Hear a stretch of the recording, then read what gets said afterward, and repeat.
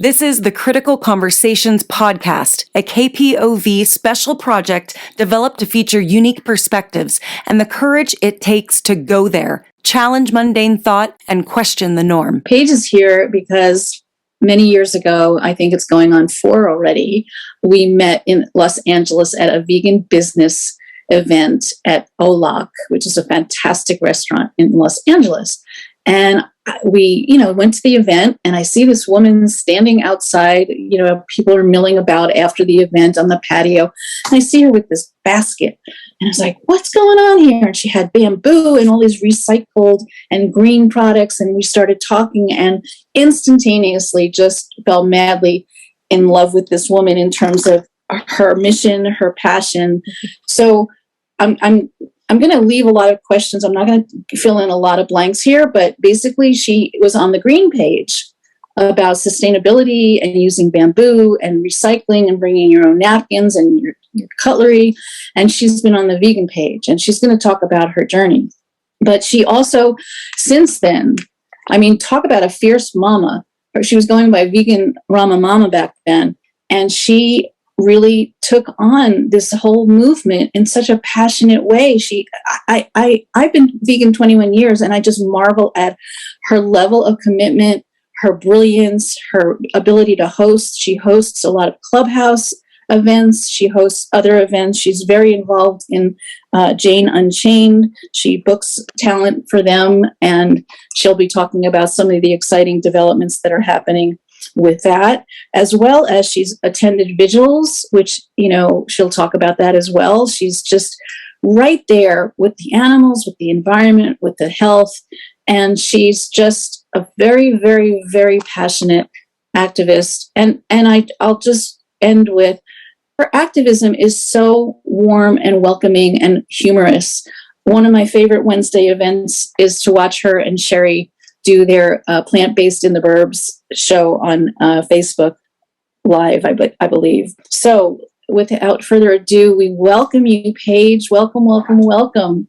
And to start, I would love for you to just start about your journey to veganism, what was happening before in your life, and then what has happened since. Thank you. Thank you so much, both of you, Judy and Miss Donna. Wow. I just think back, Donna, to all the amazing conversations we've had over the years and just the growth. So yes, prior to me being vegan, I wasn't, and I wasn't aware. I had no idea what was going on. I was definitely of the mindset of a humane, sustainable purchase was all that was needed. Small farm, happy cows, the whole bit and caboodle. So one day my daughter came to me and she said, Mama, I've been doing some research about food waste. And I discovered, well, she didn't say all that. She just basically said, I'm going vegan. And I said, oh, okay. Great for you. Like, wow. And I have a very good friend that we've been friends for over 20 plus years, 30 years. She's been vegan for 15, 20 of them. I just was like, she's the vegan one. She's kind of that annoying vegan that we have to take the salad for, And so when that was my understanding of vegans. My other understanding of vegans was when I would go to events and they'd be screaming or marching or something. I'm like, okay, yeah, they're a little wacky, but they got passion. They got passion for what they. I had never had to look or wanted to look into any of it. I just wasn't my game. GMOs and staying out of the GMO game was definitely something that I was concerned about, eating organic, as well as the plastic pollution solution parade, I call it. Or I got educated about what's happening with all the plastic on the planet and their single use, and really wanting to wake people up about still, to use sustainable products. As I drink out of my glass straw, I will say I do walk my talk. I haven't drank out of a plastic water bottle or a plastic bottle in probably 7 years. I won't. I just won't. I won't even buy juice that way. So anyways, there's that. And I think that's important. Walk your talk. But yeah, so when she said that, I'm like, okay. So I went grocery shopping and I got things that were vegetarian, not realizing what vegan really meant. So she said, Mama, that has cheese in it. Mama, this has casein, gelatin, all the detailed things that you don't realize, bone char. And she brought me to an awakening. I was annoyed, I'll be honest, as a mom, of a 13-year-old going on 14-year-old. So she started making all of her food, and for the most part, and I started learning, and I was like, okay, but I want to cook this way for the family. Like, I don't want to make separate meals and stuff. She made her lunches, and then we would go to this local place that had tastings. You could taste the food, like a hot bar and a cold bar, and you could taste it all. And it's called Irwan. So I would start tasting the masala that they'd made and this and that and the other. And they had vegan on it. It's like, oh, look, that's actually vegan. And there's a restaurant near us called Joy Cafe in Westlake, California.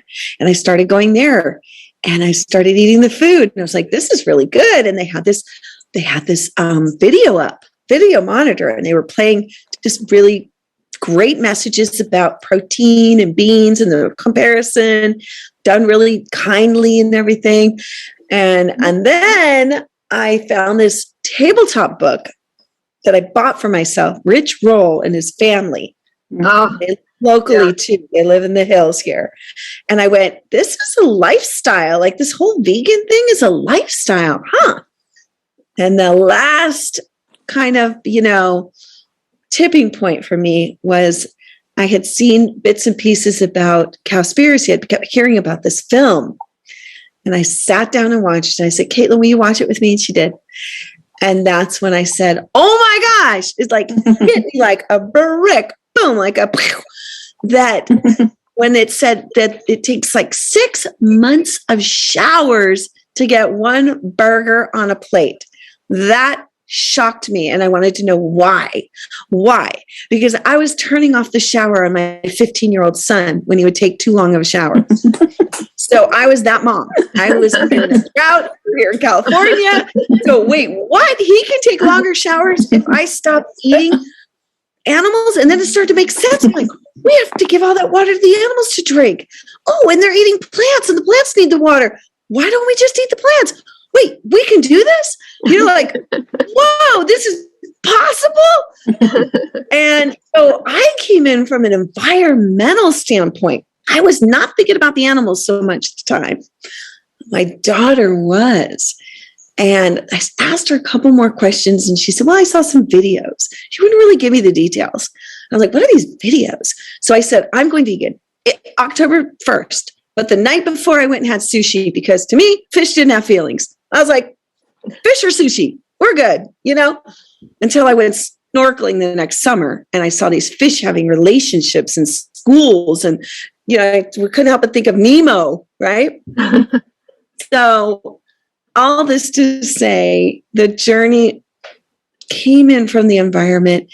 Also, something in that film, I believe, was said, because I did watch What the Health right after as well. And I started to think about the impact, because I point this out in, I think it's both films, but certainly I remember this from What the Health, is the amount of toxicity going into the air near these slaughterhouses.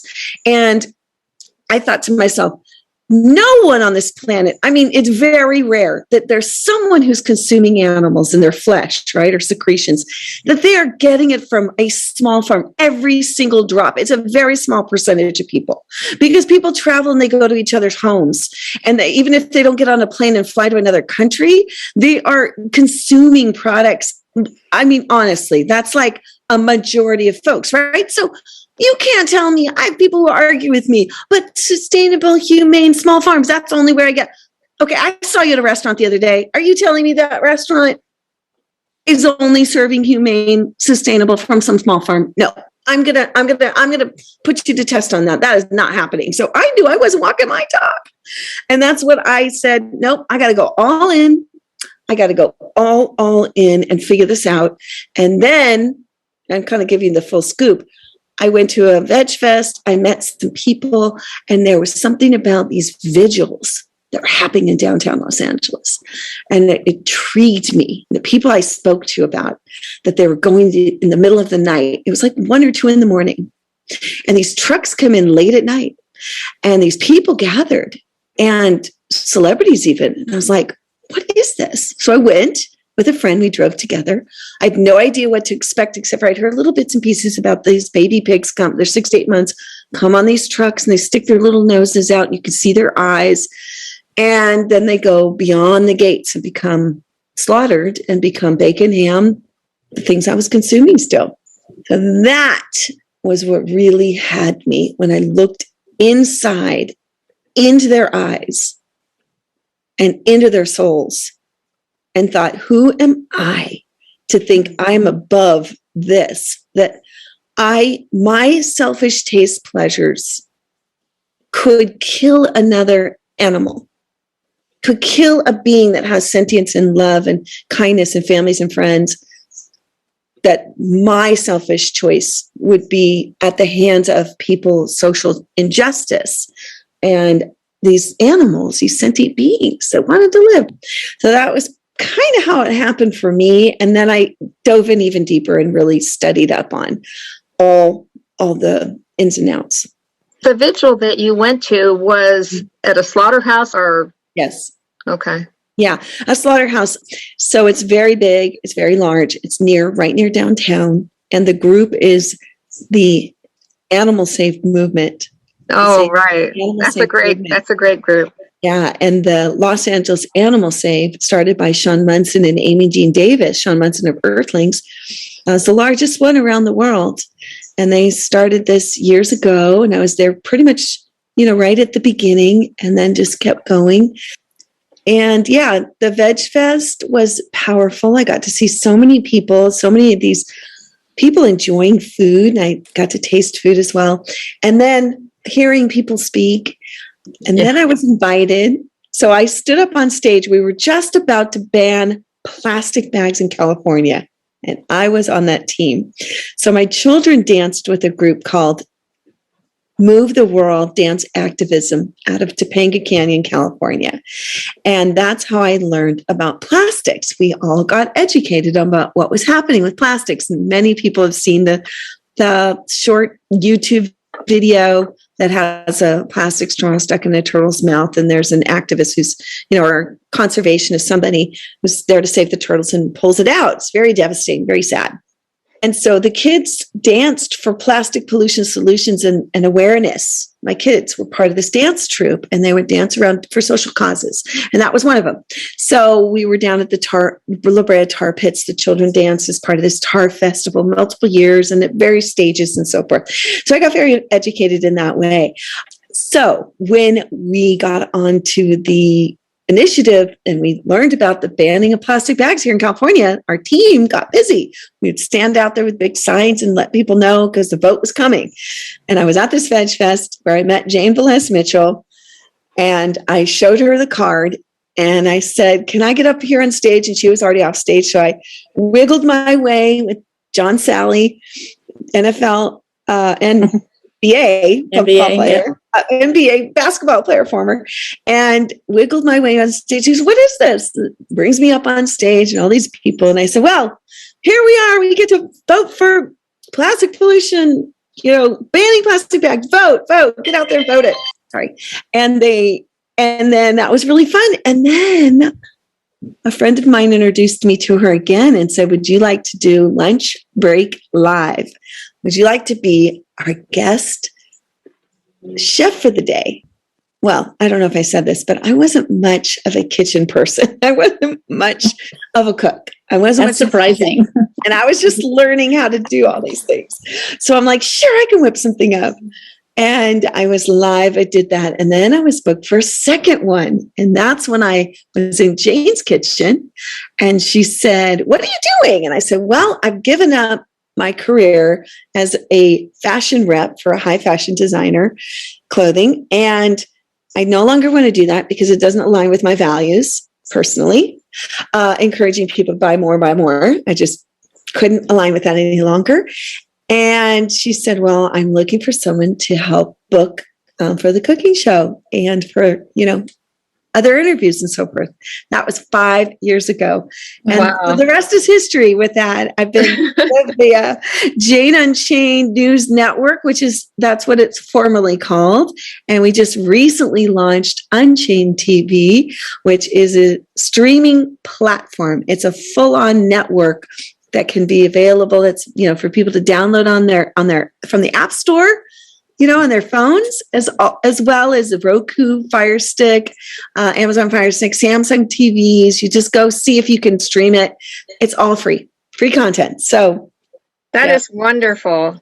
I mean, in the past, if you Googled vegan recipes, you'd have maybe 3 or 4 things, and now there's thousands, if not millions. And you guys are really partly responsible for that explosion. So I was kind of surprised that you're not well versed in the kitchen, because can you talk a little bit about what you're doing with Sherry and Plant-Based in the Burbs? It's such a fun, uplifting show. Well, it's fun. Sherry and I have known each other. We used to both work at a women's gym, and then she became my trainer. And then I went vegan, and she went vegan very shortly after. We kept talking about protein and vegan and this and that. And then finally we're like, we're funny together. We're kind of silly. Let's do this. And we decided to create Plant-Based in the Burbs, which brings people into the kitchen, everyday people, moms, dads, you name it, into the kitchen, and we show you how you can do it too. So essentially, we're the girl next door. We're your neighbor. We're the mom at, the soccer game. We're both empty nesters now, but we've been down the block and fuddled our way through this and that and the other in the kitchen. And now we show people how to do it. We're not experts. We're experts in our own lives, in our own kitchen. And so are people out there listening. And so we show you how to swap it out, how to get more plants on your plate. So, maybe you're not committed. They're going to go all into veganism. Sure, we want you to do that because we want to stop the exploitation of animals. We want to help with people's health and well-being because we found, plants are health and wealth for your body. And also we want to shift and climate heal. We want to heal our planet versus continuing the destruction of animal agriculture, what that causes on our environment. So, including those small farms, there's a lot of controversy there, but when you break it down to it, the animals want to live, and who are we to continue when we don't have to do that any longer?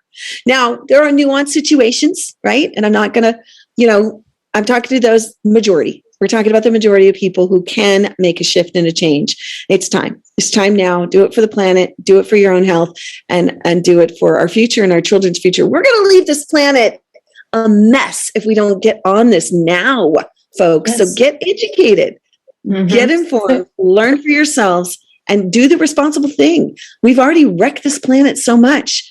This is what we get to do, is heal the planet. We get to be responsible and heal the planet. Do you think part of that is encouraging people to grow their own food? Absolutely. For sure. Empowerment, sovereignty, knowing how. There's tower gardens. There's things that people can do in their apartments.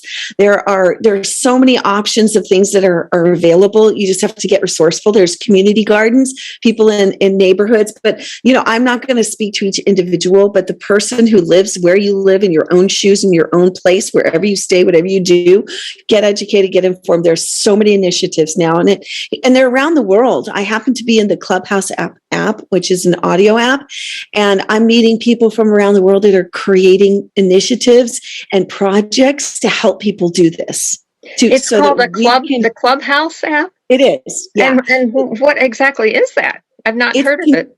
Well, basically, think of it like 24 hours of podcasts, but live. And you can actually engage. So it's like a radio show. It's audio only. And the Clubhouse is the main hub, like a conference room. And then there's clubs. And within clubs, there's 24 hours of content potentiality. So any hour that you want to drop into a Clubhouse, there's things that are scheduled, or you can drop in anytime. And so I'm in there 3 times I have a commitment 3 times in 3 separate clubs during the week. And there's people who are having conversations right now all over the world on different topics. So you curate it to what your interest level is, just like you would like your podcast list. You curate what you want to learn from. So I have things from at night, I listen to this pianist. It's beautiful music. And sometimes he'll put in a beautiful flute. So that's one thing that I get from value from being in the clubhouse. And then we've connected thousands of vegans around the world. I've been involved now for about 9 months, and we somehow found a lot of folks who are wanting vegan content. And then there's also a lot of people who want help, how to get plants on their plate and go plant-based, and how to eventually go vegan. Yesterday, I was on a clubhouse and there were three who said, I've been engaging in these conversations here on Clubhouse. I'm vegan. I've been a week and a half or 2 months. Mm-hmm. And so we're getting this real-time conversation with people where we can support them and how to do it. And that's the same for our show, our Plant-Based in the Burbs. The intention is that people watch us, they get motivated, they get inspired, they learn how to switch out, how to make something that tastes like tuna, but it's not the fish, with garbanzo beans and some seaweed and some seasonings, or like yesterday when we did our show recently. So I'm really into making some sushi rolls, but making that filling out of nuts and seeds, putting them into a blender, a mix, and then making a mix from it. I make my own creamy cheese, like a cheesy sauce from cashews. There's people make cheese out of potatoes and carrots. So you no longer need to steal the milk of the mothers who are mothers. That's what I never thought about. I thought there were Jersey cows who were delivering the milk to my front steps, honestly. Yeah. Like literally, I did not realize these are mother cows that no longer get to nurse their babies. So one of the things that I really admire you for as hosting these clubhouses, I've been part of a few of them, is your inclusivity. And also your gentleness. It's not like, you're sitting there in judgment of people. So I really like the format of Clubhouse because it has the expert panels, and then it has people who are veg curious, and then it has some newbies. And you really are really good at facilitating those conversations. Is that something that you've done in the past and you apply here? Or is it something that you've just kind of learned along the way because you're so passionate about the topic? Well, I will say that I went to college for communications. There we go. Then my husband and I, he was my boyfriend at the time, wasn't even my boyfriend at the time when he started Good News Network. And what that was a group of people who were committed to highlighting individuals and organizations who were making an impact. This is before Oprah was on the air. And we would go around and we actually pitched it to multiple networks, and they kind of laughed at us. This is not going to sell, but think how much has happened in the past 30 years, right? Here we were. I went on camera and I froze. I completely froze. I could not do the interview. It was with these gibbons that were rescued, and I was trying to, and I really was so subdued. So I've grown into not caring so much and being about the message. So I really want to thank Jane Velez Mitchell. The past 5 years, I consider myself, she's an Emmy award-winning journalist and a New York Times double over best time author seller. So I have taken a lot of coaching from her. I've been in the room with her when she's, interviewed the top plant-based, vegan experts and celebrities, and heard her interview people. So I feel like I have learned to find my own voice, and I've been influenced by Jane. So I'm really grateful to her for giving me the opportunities that I've been able to be given, to be behind the camera, in front of the camera, to be her support person right next to her when she's been doing interviews and holding the camera for her. And then when I found Clubhouse, I was invited in. I did not want another project. I did not want another social media. I was like, oh my gosh. But little by little, I've been practicing speaking for myself in my own voice. And I do believe after 9 months, I found my voice. It was always in there, but I didn't know how to formulate saying these things without coming across as making people feel guilty. Or now I just own it. I really believe these things. I really believe it's very sad that the mother cows don't get to nurse. I got to nurse my babies for a year with my son and 2.5 with my daughter. That special bond. So when I'm around cows now and I've seen this, or I've seen videos, right? Or I've seen cows on sanctuaries and the way they are bonded to their babies. I just think, I want to get this message out to people as best I can and just let people know I didn't know. And until you don't know, and once you know, then if you're choosing, I invite you to check your integrity, because I do believe people really do want to be compassionate to others. I really believe that. Call me Pollyanna, but I do look for the best in everybody. It gives me pleasure to do that. It's just a way I live life. I'd rather be somebody who's looking for kindness in others than looking for the dark side. So I think people they have a hard time making the changes, so I do my best to provide solutions for people to make those changes. That's why Plant-Based in the Burbs started. We're like, let's do this. Let's just show people how to do this. And then, of course, being in the clubhouse, there's people who are like literally trying to figure it out. And I love those people. Those are my kind of people that are trying to figure it out, because it's just you have a little stop. So let's see what else you can get on your plate. What's going on, Well, Pollyanna has a place in the world these days. That's for sure. We need that positive influence, and that saying about, oh, she's a natch. You are just a total natural in this whole realm. I just want to address one thing when you talked about the pigs and the vigil. It's not only been like this journey to assist your daughter in her journey and also the environment, but it's also sounds like a spiritual aspect of your life where you were looking and you saw the soul of this animal. Can you speak a little bit to that connection? Because some people just still, they know the story, but they just don't make the change. I never really put it into terms that it was a spiritual experience, but it really was. Looking at those baby pigs and them looking back at me. And I felt like I saw their souls and I felt their energy. And I kept comparing their eyes to human eyes. And my daughter said, no, Mom, they're pigs' eyes.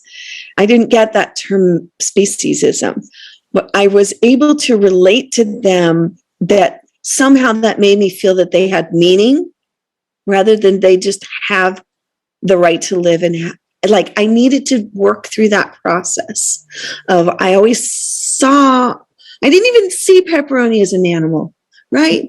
And I think that's the key. I didn't see that eggs were coming from chickens. They were eggs.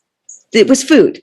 It wasn't that there was a lot that happened prior to. And I think one of the things that farmers say now is people are so disconnected from where the food comes from. And so circling back to what you said, Judy, about having, empowering people to get out there and create their own food, their own fruits and vegetables, I think is key. We need that going forward. We're so far removed. We're so far removed now. We actually have things delivered to our door. We're not even going and smelling and tasting and, but going to farmers markets, CSAs. Yes, know who is your farmer, where those seeds are coming from. Support local. So we're not spending the fossil fuel money to truck in things. Do get it without the plastics wrapped around it. Do get it in season. Don't demand something out of season because this is what I want right now. Stop. Eat in season in your region as best you are able. I'm speaking to the people who have the privilege of being able to do that. I'm not speaking to folks who that's all they can get at the local corner store is canned whatever they're serving. So that's not who we're speaking to right now. So I hope that answers your question. Yes. For sure. I wanted to ask you probably know the answer since you're very much into organic food and non-GMO food. I recently found out that organic doesn't necessarily mean it's not been genetically modified. At least that's what I read. Is that true? That's true. And all this time, I thought it meant that it wasn't genetically modified? So there's a lot that's happened over the past 10 years, and there's a lot that is being slid through. So it's very important. Do your homework, get educated, get informed, do your homework, find out if it's certified. The other thing that's just a whole nother level is that our fruits and vegetables are being grown in manure of animals from slaughterhouses even. So there's that piece too. So organic soil is very essential, and it's not widely available. So, but that is definitely something of the future, because there's a lot of people on their sanctuaries that are turning that manure, that's vegan manure, into composting opportunities and soil opportunities for people around the world. So that's what's coming. But we're fighting a big ag. We're fighting a big corporate entity with so many layers of people that are in bed together, and it's systems that are broken. They're broken systems. I mean, the food deserts and the nutrition deserts that are happening around the world, some of them set up intentionally, is disgusting. There's a film called They're Trying to Kill Us. Very important film. The Need to Grow, important film. I believe, though, they do support the breed to feed system still, though, of animals. So forgive me if I got that wrong, but I do believe it. And so there's, like the Big Little Farm, I think is one of them that people are very passionate about, as well as Kiss the Ground. But those films still support the breed to feed. We don't need to breed any more animals into existence any longer. We don't need to keep that system going. We need to focus on plants, get plant food happening, figure out how to get more grains, seeds, nuts, legumes, lentils, fruits and vegetables, and stop demanding that we get all these massive varieties of product when it's not in season, because that's also part of our issues. And food waste, if I might just throw that one in too. Of course. We in California are no longer, and I know there's other places, there's a place in Canada and New York, where you're no longer allowed to put any food scraps into your trash can. It's still happening though, but there's certain, like in with the other trash, because of the methane issue, which is very important. So learning how to compost, or bringing your scraps to somewhere that can compost. Here in California, you can put them into the green bin. You can put your food scraps into the green bin. So, find out what that takes. Make that little extra effort to save those food scraps, your fruits and vegetables, your nuts and grains, and take them to some place that can compost them. And I think we're going to see more and more initiatives like that, where people can bring things, to localized areas like grocery stores and things like that. I love that. That is fantastic. I wish we had that here. Compost is a very, very important aspect of the whole system. It's essential. And, my sweetheart is a vegan chef, and I like to say that I'm the luckiest vegan on the planet, and our compost is the luckiest vegan pile, because we all, we have organic veggie scraps all the time, and it just makes this beautiful, beautiful foundation for the garden. As we get to wrap up, I was just wondering if you could just speak to one of the challenges of being the vegan activist that you are, and one of the joys. Wow. Okay. Probably the biggest challenge is I just want people to get the info as soon as possible to make the change. I have friends around me who are sick, who have cancer. I have friends around me who are struggling with mental, emotional challenges. I feel like I've not had a dark day. So this is the happy side, since going vegan. I'm not ingesting dead animals who want to live, and their cortisol and their adrenaline and all that entails. I'm not a biologist, but it's real. So, and that includes the egg-laying hens that don't want to be forced to produce more eggs than their bodies are designed to. It's their periods. So the happy thing about it is I feel like I've now centered myself. I'm more centered. That's what I mean. And balanced in my life. I feel the food that I'm making is nutritious and delicious for those around me, my family and friends. And I have fun exploring new dishes to make on a regular basis. I never considered myself any kind of a chef, and now I definitely feel like I can I can pull it off in the kitchen. You now. can throw it down for sure. I can throw it down. I can make some decent meals. I'm pretty proud about that. Yeah. Yeah. Well, and the people that I've met are just so beautiful and conscious, conscious and committed to consciousness, committed for the healing of our planet. Yeah. The individual healing as well, and the connectedness. So I can see a tagline for you is Paige, the Paige who's helping turn the page. Ooh, Yeah. I like that. Well, I like that a lot. Turning the page. as always, you're just such a gift to this movement, and we just wish you the best on continuing with your enthusiasm, with your talents, your skills.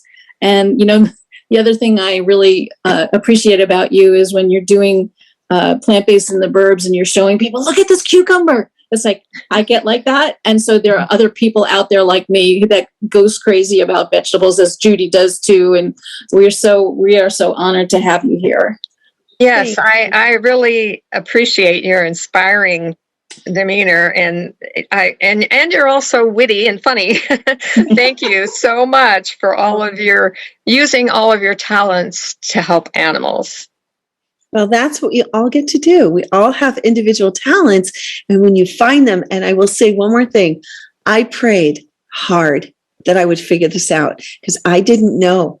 When I left my other career, I prayed and said, please use me in the best way possible. And I knew I wanted it to be something in the animal rights community. So this didn't just fall. I was very intentional.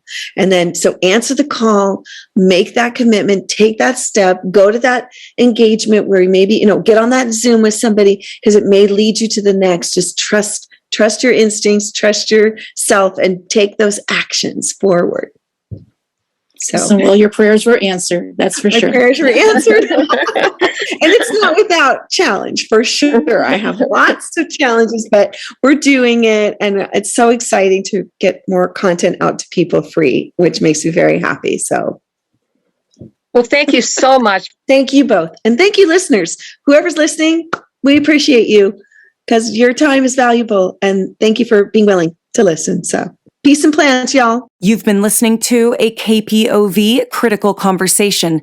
To hear more engaging interviews on important topics, please visit kpov.org/criticalconversations.